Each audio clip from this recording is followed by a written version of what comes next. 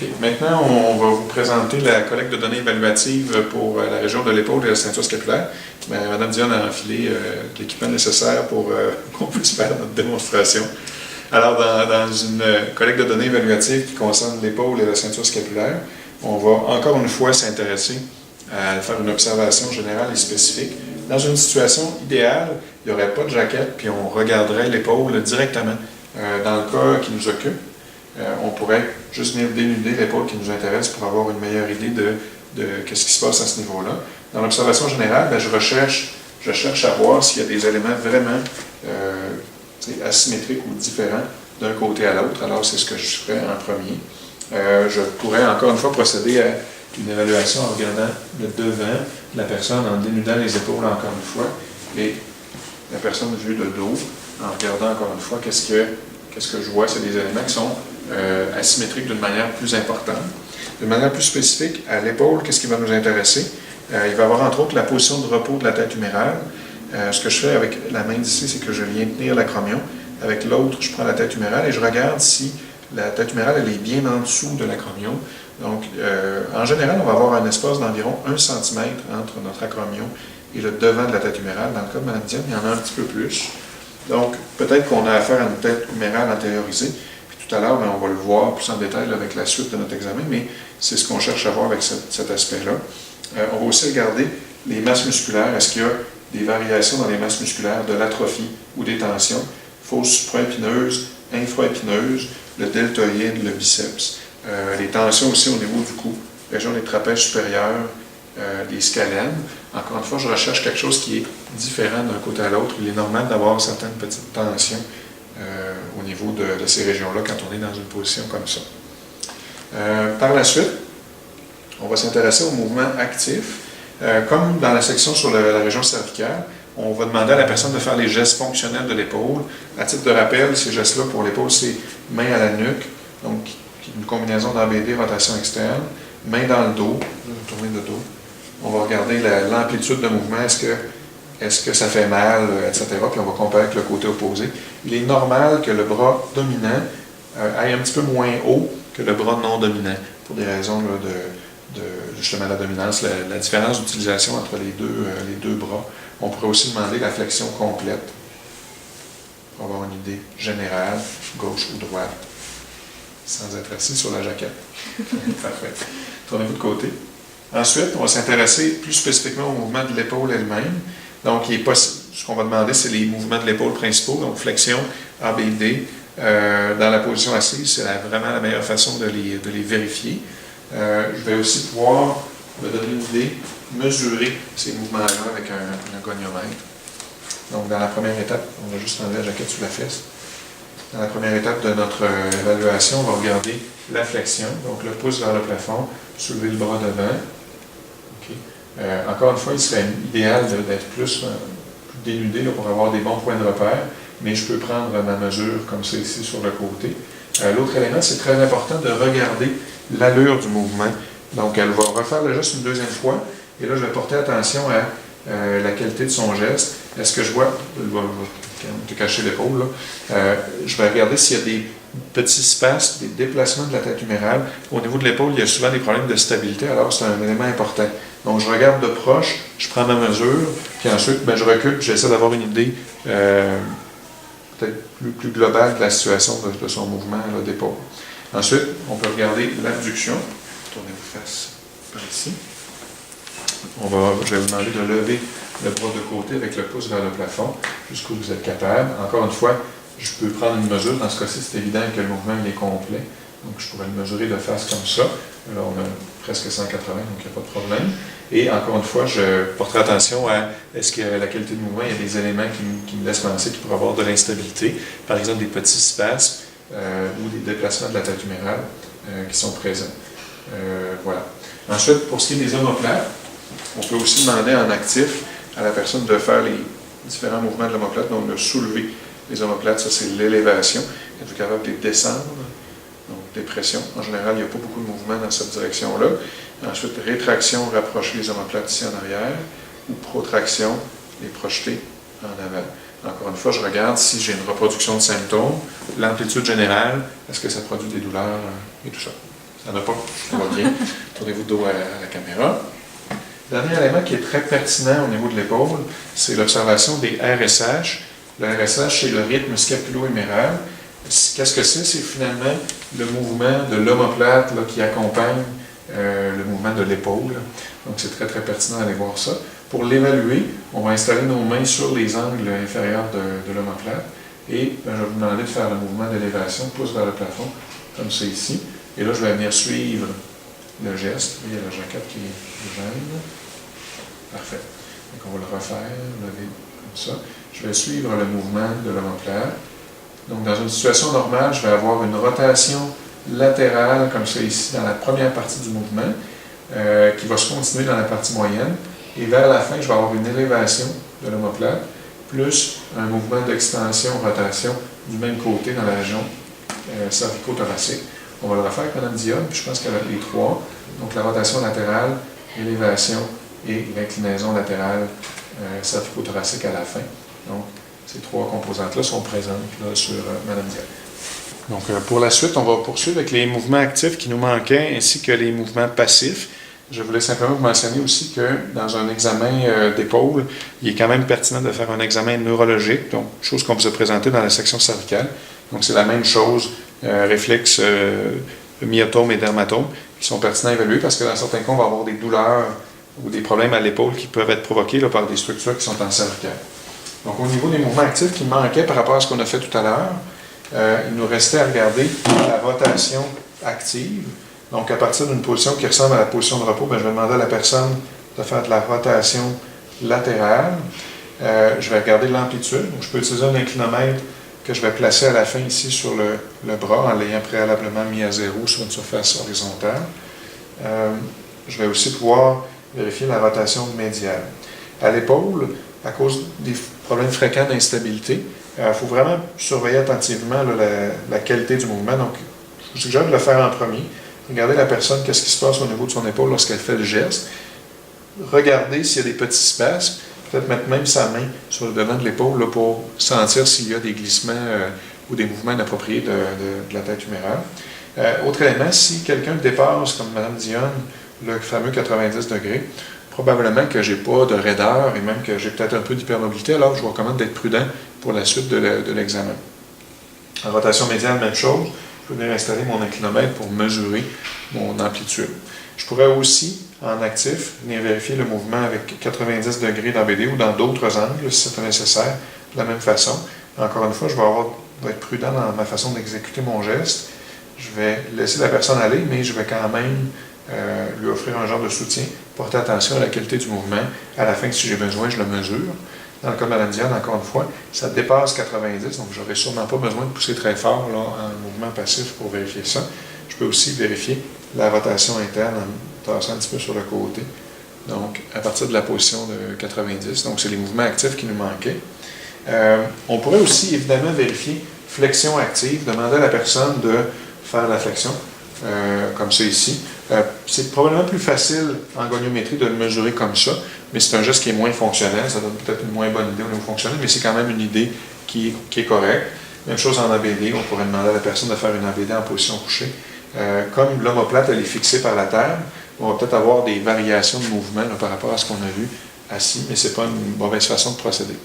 Pour ce qui est des mouvements passifs maintenant, qui vont donner des renseignements sur les structures inertes, je vous recommande à l'épaule de faire des mouvements passifs qui sont purs, c'est-à-dire en fixant l'omoplate.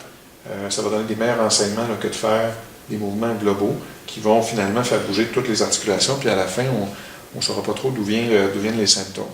Alors, pour faire les mouvements passifs purs, plus spécifiques, je vais me tasser un petit peu pour qu'on puisse voir à la caméra. Normalement, je serai peut-être plus sur le côté du lit. Pour ce qui est de la BD, je vais venir stabiliser le dessus de l'omoplate avec ma main ici en haut de l'épaule. Puis, je vais prendre le bras contre moi ici, comme ça. Et ce que je vais faire, c'est me déplacer vers l'abduction, en portant attention à est-ce qu'il y a des résistances, des raideurs. Je vais le montrer avec l'autre côté. Donc la fixation comme ça ici, sur le dessus, je tiens fermement, puis je tasse le bras de côté comme ça ici.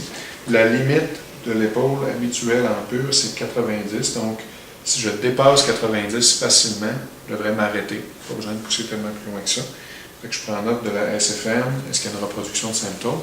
Je pourrais également le mesurer. Évidemment, j'ai besoin de plus qu'une main. Ce que je peux faire alors, c'est me rendre dans la zone problème, puis ensuite laisser aller, puis prendre ma mesure goniométrique en supportant le bras sur quelque chose, par exemple, si c'était nécessaire.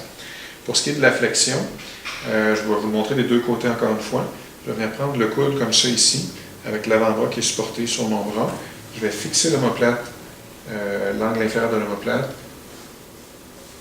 dégager un petit peu la jaquette, puis je vais m'en aller en flexion. La limite en pur pour ce mouvement-là, c'est 120 degrés. Alors si je le dépasse de beaucoup, je devrais m'arrêter. Même chose, donc dans un mouvement passif, je regarde la SFM, la reproduction de douleur, la qualité du mouvement aussi. De ce côté-ci, si je vous démontre la fixation, elle va se faire comme ça, l'angle inférieur que je viens de tenir, et ensuite je fais mon mouvement de flexion. Pour ce qui est des rotations passives, je peux prendre une position qui est similaire à ce que je vous ai montré tout à l'heure, c'est-à-dire tenir la tête humérale et venir faire le mouvement moi-même en passif, prendre une mesure si c'est nécessaire. Je peux le faire également dans la position à 90 degrés là, d'ABD. OK, maintenant, ce qui va être présenté, c'est les mouvements passifs spécifiques de l'omoplate. Donc, c'est une façon de mieux comprendre qu'est-ce qui se passe, par exemple, dans un mouvement de RSH qui serait inapproprié. Quelqu'un, par exemple, qui aurait moins de rotation latérale lorsqu'on regarderait son mouvement actif. La position de base, c'est donc comme ça ici. La main va se placer sur un de vos avant-bras, le coude sur l'autre, dans le but que la personne soit vraiment capable de bien se relâcher. Les mains vont être sur l'omoplate, donc une main sur le haut, une main sur l'angle inférieur. De cette position-là, on peut, en bougeant le corps, vérifier tous les mouvements de l'omoplate. Donc, glissement supérieur, inférieur, protraction où on va suivre l'axe du thorax, rétraction où on va suivre encore une fois l'axe du thorax. C'est comme si on voulait s'en aller un peu par-dessus. L'autre élément qui est peut-être le plus important, c'est la rotation latérale qui va simuler notre geste qu'on va avoir lorsqu'on fait de l'élévation de l'épaule. Donc, je vais amener le bras un peu en flexion, puis je vais simultanément tirer sur l'angle inférieur tout en poussant. Donc un peu pour reproduire le mouvement de rotation latérale. Je peux même le faire simultanément à de l'élévation, comme dans notre geste là, habituel d'épaule. OK. Maintenant, on va vous démontrer les glissements articulaires à l'épaule. Les glissements, on peut s'en servir, on peut les faire pour évaluer la souplesse capsulaire. Dans le cadre du cours, je vous ai présenté deux glissements. Alors, c'est les deux qu'on va parler, mais il y en existe d'autres aussi. On a parlé du glissement inférieur, glissement huméral, et du glissement postéro-inférieur. La technique, elle est quand même assez similaire. Je vous suggère d'utiliser une serviette, parce que votre main va être installée quand même assez profondément dans l'aisselle de la personne. Comme c'est ici. OK, donc ça va être ma position de départ. Mon avant-bras va venir tenir le bras de la personne. De cette façon-là, elle va pouvoir plus se relâcher que si je la tenais comme ça ici, sans vraiment la soutenir. Mon glissement va devenir impossible. Donc, je place mon bras sous le bras. Je viens le tenir contre mon thorax. Mon autre main s'en vient en haut de la tête humérale. Très important de se dégager un petit peu de l'acromion. Donc, l'acromion est ici en haut. Je vais venir me placer un peu sur le côté comme ça. Okay? Donc, pour ce qui est du glissement inférieur, qu'est-ce que je viens faire? C'est enserrer la tête humérale et, dans un mouvement général, amener la tête humérale vers le bas. Okay, donc, ça ressemble au glissement inférieur pour Mme Dionne. Pour ce qui est du glissement postéro-inférieur, je vais simplement déplacer ma main un peu en arrière, comme finalement entre la partie postérieure et la partie inférieure. Et ma main du dessus va venir, elle, à l'inverse, donc un peu en avant, puis un peu sur le dessus, comme un petit peu entre les deux. Et cette fois-ci, ma force, au lieu d'être orientée vers les pieds, elle va être orientée un peu plus à 45 là, vers le sol. Donc, je peux m'en servir pour évaluer la souplesse capsulaire de l'épaule. Par la suite, bien évidemment, je vais comparer à l'autre côté. Donc, si, par exemple, il y avait une raideur, je sentirais une variation de résistance entre les deux côtés. Et bien, je pourrais, après ça, m'en servir comme technique de traitement en y ajoutant un grade là, qui est approprié. Le glissement inférieur va mettre en tension la capsule, soit la capsule inférieure ou la capsule supérieure, dépendant de l'angle de l'épaule. Donc, si le bras est plus en ADD, c'est plus la capsule supérieure qui est mise en tension. Si, au contraire, le bras est plus en ABD, ça va être plus la capsule inférieure qui va être mise en tension. Et donc, tester si mon test est fait dans cette position. Donc, si je suis ici, je fais le glissement inférieur et que ça apparaît raide, probablement que c'est plus ma capsule inférieure qui est responsable. Au contraire, si je suis ici, puis je refais le même glissement et qu'il apparaît raide, peut-être que c'est plus la capsule supérieure qui est responsable. Lorsque je fais, par contre, le glissement postéro-inférieur, c'est un peu la même réflexion qui peut s'appliquer. Donc, postéro-inférieur, si j'ai le bras un petit peu plus en flexion, et peut-être plus antéro-supérieur si j'ai le bras un peu plus en ADD. Dernier élément que le glissement inférieur peut permettre de faire, c'est de dégager l'espace sous-acromial. Donc, je pourrais aussi utiliser le glissement inférieur pour faire de la place là, au niveau de la région sous-acromiale, donc des tendons de la coiffe et la bourse sous-acromiale. Autre test qu'on peut faire dans cette position-là, c'est les tests de souplesse musculaire. À l'épaule, on en a vu deux dans le cours, c'est les deux qui vont nous concerner. La souplesse du petit pectoral. Donc, pour le tester, je vais venir mettre une main sur les côtes. Bon, évidemment, quand c'est une femme, je vais faire attention de ne pas mettre la main directement sur la poitrine. Dans le cas où ce serait un problème, je pourrais même demander à la personne de venir mettre la main sur sa poitrine, puis je vais utiliser sa main comme appui pour ne pas causer de situation gênante. Donc, je tiens la cage thoracique comme ça avec une main. De l'autre main, je vais venir m'installer sur le devant du processus coracoïde, ce qui fait que les deux mains vont être assez proches. Au final, si je suis bien placé, je vais pouvoir utiliser une main pour faire levier sur l'autre. Alors, je vous montre ça. Donc,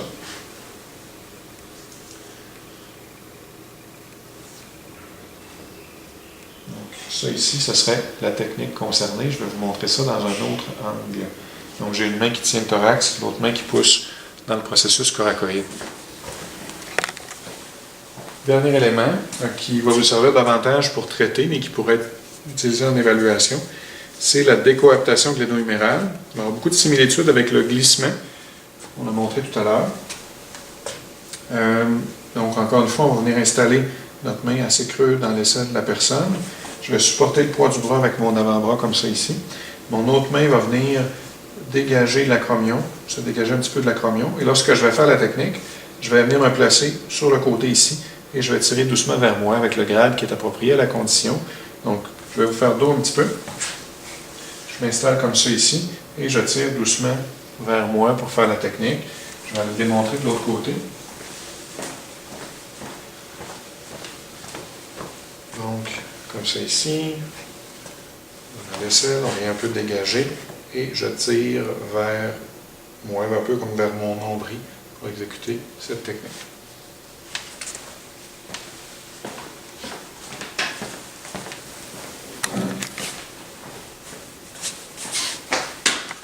Okay, donc ici, c'est une autre vue, un autre plan là, pour que vous puissiez peut-être voir là, ce qu'on vient de démontrer pour le petit pectoral. La main sur la poitrine, une main qui vient tenir le thorax ici au niveau des côtes, l'autre main qui s'en vient sur le processus coracoïde. Les mains sont assez proches, comme vous pouvez voir. Si j'ai quelqu'un qui a beaucoup de raideur, je peux me servir de cette technique-là pour évaluer la souplesse. Je peux aussi m'en servir pour traiter. Si la personne a beaucoup de raideur au niveau du petit pectoral, l'effet de levier dont je vous parlais tout à l'heure, c'est qu'une fois que mes mains sont bien placées, je peux abaisser mon avant-bras sur ma main qui est appuyée ici, puis ça va faire un genre de levier qui va faire que je n'aurai pas besoin de beaucoup forcer. Donc, pour ce qui est de la souplesse du petit pectoral, ça ressemble à ça un petit peu le test. Dans le cas de Mme Diane, il n'y a absolument aucun problème à ce niveau-là. Maintenant, le grand pectoral, on peut aussi l'évaluer dans une position couchée. Ce qu'on va faire, c'est qu'on va venir supporter le bras. Peut-être, ça peut être difficile techniquement à faire. Moi, j'utilise la cuisse comme ça ici. Maintenant, vous pourriez vouloir utiliser une chaise ou un autre appui. Je vais venir tenir la tête humérale avec une main. Je vais peut-être m'installer de l'autre côté. C'est ici, tenir la tête humérale d'une main, et avec l'autre main, je vais venir pousser dans l'axe du sternum pour évaluer si la souplesse elle est bonne. Donc ça, c'est pour le faisceau claviculaire de mon grand pectoral. Ok, ici, c'est un autre point de vue pour ce qui est du test pour le grand pectoral. On disait entre autres de venir s'installer, supporter le poids du bras, tenir la tête humérale, placer votre main sur la poitrine. Puis ce que je vais faire, c'est venir pousser dans l'axe du sternum, un peu comme en direction de son autre épaule, comme c'est ici. Okay, donc j'évalue la souplesse et je peux m'en servir ensuite comme technique de traitement. Pour ce qui est des angles supérieurs, ça va être encore la même chose, stabiliser le poids du bras, tenir la tête humérale, pousser dans l'axe comme ça ici, et la dernière position à 140, ça comme ça, pousser dans l'axe, mais cette fois-ci dans un angle qui est un petit peu vers le bas.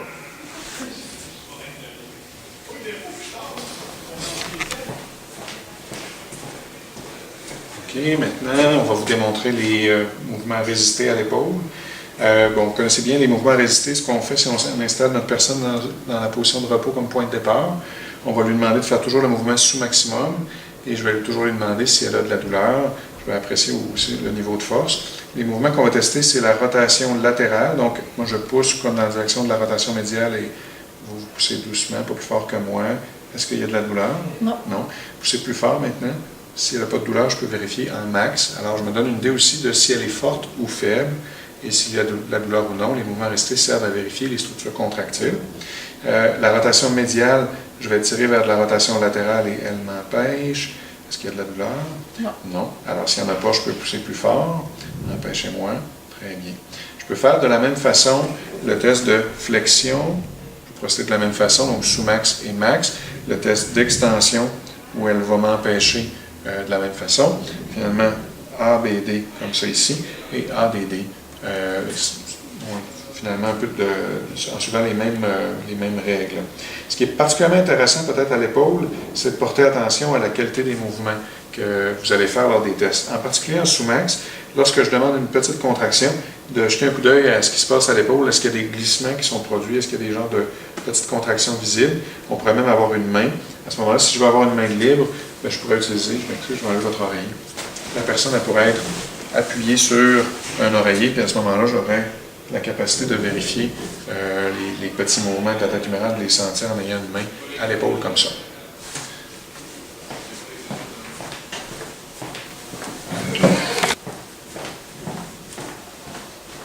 Les mouvements résistés peuvent être aussi testés dans une position couchée. Avec la cuisse, on atteint quelque chose qui ressemble à la position de repos, donc même procédure que ce que j'ai montré tout à l'heure en position assise. L'intérêt de la position couchée, c'est qu'on peut venir aussi faire des tests plus spécifiques à la coiffe des rotateurs. Donc lorsqu'on fait la rotation latérale, par exemple, en position de repos, on cible davantage le petit rond et l'infraépineux. Selon les études, lorsqu'on le fait à 45 degrés, on a une cible qui est plus au niveau de l'infraépineux. Donc je procède de la même façon sous max. Allez-y, empêchez-moi de vous bouger. Est-ce que c'est douloureux? Non. Puis si ça ne l'est pas, je peux procéder à mon max. Et finalement, lorsqu'on fait le test de mouvement résisté à 90, j'augmente la contribution du supraépineux. Donc, ça peut être une façon de un peu cibler l'atteinte au niveau de la coiffe des rotateurs. Même principe pour ce qui est de la rotation médiale. En position de repos ici, je vais avoir une contribution à la fois du subscapulaire et du grand pectoral. Alors que si je l'amène davantage à 45 ou 90, je diminue la contribution du grand pectoral à ce mouvement-là, et donc j'isole un petit peu plus le subscapulaire. Dernier test spécifique qu'on peut faire pour cibler les éléments de la coiffe des rotateurs, c'est demander à la personne de décoller sa main dans le dos. Donc ça, c'est principalement l'action du subscapulaire. On pourrait aussi évidemment résister ce geste-là pour se donner une idée d'une atteinte du subscapulaire ou de la déchirure ou quoi que ce soit de ce type-là. Okay. Maintenant, deux autres tests spécifiques pour les muscles de la coiffe. Le premier, on l'appelle le test de la canette vide parce que c'est un peu comme le geste de vider une canette au sol. La personne s'installe comme ça et on vient appliquer une petite force dans le sens de la dépression, en fait, pour contrer l'ABD. La personne, on lui demande si elle a de la douleur et on prend note de la force. Ce test-là serait plus spécifiquement associé avec le haut de la coiffe des rotateurs dans la région du supraépineux. Autre test spécifique, le test de speed, où on va demander à la personne de faire une flexion 90 avec le bras en supination. On va ensuite résister en poussant vers l'extension de l'épaule, puis en palpant le dessus ici. S'il y a un déclic ou une douleur localisée lors de ce test-là, on a un test positif pour la longue portion du biceps. Deux autres tests spécifiques par rapport à l'épaule, plus pour déterminer s'il y a des problèmes d'instabilité. Il y a le test de sulcus où je vais venir placer mon doigt entre l'acromion et la tête humérale. Je vais ensuite faire, on va laisser la main là pour le moment, je vais ensuite faire une traction vers le bas et je vais noter si l'espacement il est important entre l'acromion et la tête humérale. On pourrait aussi faire le test tel qu'il est démontré dans vos notes de cours avec le coude en flexion comme ça ici et en venant pousser. Par contre, ce test-là vient un petit peu fausser les données si la personne elle a une coiffe des rotateurs qui est solide. Donc, c'est un indicateur soit d'une instabilité. Si le test est positif et qu'il y a beaucoup d'espacement, c'est un indicateur soit d'instabilité inférieure ou encore d'un problème de coiffe, là, par exemple une déchirure ou quelque chose de ce type-là. Autre test de stabilité qui a été démontré, c'est le tiroir. Le test de tiroir, on va venir stabiliser l'acromion comme ça ici, puis ensuite, on va venir faire un tiroir vers l'avant, donc je vais pousser l'ensemble de la tête humérale vers l'avant comme ça, puis ensuite, on peut faire l'inverse, pousser vers l'arrière. Il ne devrait pas avoir beaucoup de mouvement lors de ces éléments-là. Alors, s'il y a du mouvement vers l'avant excessif, ça peut être un indice qui vous oriente vers une instabilité de l'épaule. Il nous restait deux tests spécifiques à démontrer. En fait, c'est deux éléments du test de relocation. Le test de relocation, c'est un autre test pour vérifier la stabilité de l'épaule. Donc, en quoi il consiste? On s'installe pour faire notre mouvement de rotation externe de l'épaule, rotation latérale. Lorsque la personne nous mentionne une douleur ou une appréhension ou un inconfort, il s'agit de venir pousser sur la tête humérale vers le sol. Et donc, si la personne, par exemple, a une instabilité antérieure, on se trouve à corriger le déplacement antérieur de la tête humérale et ce mouvement-là devrait soulager. Alors, si, lorsqu'on fait la relocation, il y a un soulagement, c'est un indice que la personne peut avoir une instabilité antérieure. Le test peut être aussi fait à 90 degrés. Donc, on amène le bras en rotation latérale et, bon, lorsque la personne nous mentionne un inconfort de la douleur, on vient faire une poussée vers le sol. Si ça soulage, si la douleur est amoindrie, ça peut être un indice d'instabilité antérieure ou inférieure. Maintenant, deux tests qui servent à donner des informations au niveau de la force des muscles de l'omoplate peuvent compléter l'analyse de notre situation. Il y a plein d'autres éléments du bilan musculaire qui pourraient être vérifiés. Vous pourrez les trouver dans votre volume là, à propos du bilan musculaire. On va entre autres vous présenter le dentelé antérieur, mais il y a plusieurs autres tests qui sont possibles. Celui qu'on vous présente se fait comme ça ici, avec le bras environ à 120 degrés de flexion. Ce qu'on va faire, c'est qu'on va venir installer une main sur la bordure latérale de l'omoplate et simultanément, on va faire une force qui va faire de l'extension de l'épaule tout en cherchant à faire de la rotation médiale de l'omoplate. Si la force elle est normale, l'omoplate ne bougera pas, ne se laissera pas déplacer par rapport à la cage thoracique. Il est possible, par contre, si on a des muscles d'épaule un petit peu plus faibles, que le bras descende, mais ce qu'on regarde vraiment, c'est est-ce que l'omoplate reste bien fixée. L'autre test qu'on peut faire à partir de cette position-là, avec le bras environ à 30 degrés d'abduction, ce qu'on va demander à la personne, c'est de nous empêcher de résister finalement une force en abduction et on va venir palper la partie supérieure de l'omoplate ici. Dans une situation normale comme celle de Mme Dionne, l'omoplate se soulève légèrement et donc c'est un signe que le trapèze supérieur est actif. Dans l'autre cas, le test portait plus sur un dentelé antérieur. Autre élément de bilan musculaire un petit peu plus rapide. Encore une fois, les autres éléments du bilan peuvent être retrouvés dans votre manuel. C'est celui pour le trapèze inférieur. Donc, on amène le bras à environ 120 degrés d'ABD. Je viens palper l'angle inférieur de l'omoplate et j'applique une force pour amener le bras vers le sol. Ce que je regarde, c'est est-ce qu'il y a un mouvement de l'angle inférieur de l'omoplate. S'il reste bien collé, bien fixe, probablement qu'on a un trapèze inférieur qui est quand même, somme toute, assez fort. Il est normal de ne pas avoir beaucoup de force au niveau de l'épaule dans cette position-là. Ce qui nous intéresse, c'est plus le positionnement ou le fait que l'omoplate reste bien collé sur la cage thoracique.